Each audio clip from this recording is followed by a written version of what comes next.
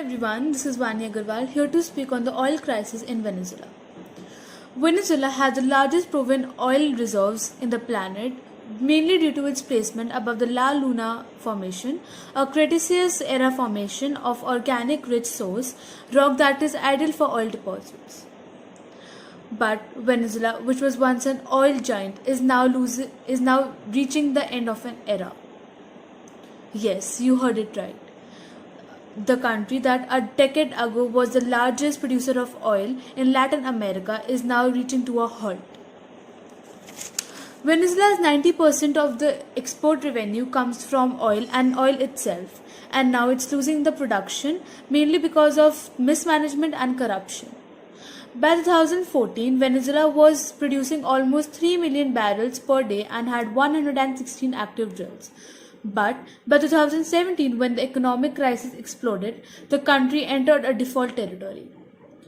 In 2020, the oil production couldn't surpass a ceiling of about 800,000 barrels per day. The regime promised the increase in production to over 1 million barrels per day by the end of 2020, but the condition deteriorated and still has no progress as 2021 continues. Nicolas Maduro says that he has not been able to rebuild the extraction and export of the oil due to cluster of reasons. But did anyone ever think that this impact on the financial condition of the country?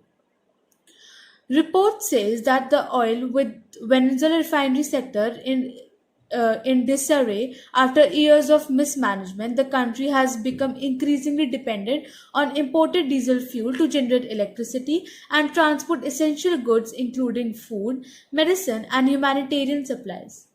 But since October 2020, no diesel shipments have arrived in Venezuela and existing supplies were expected to run out nearly by March 2021.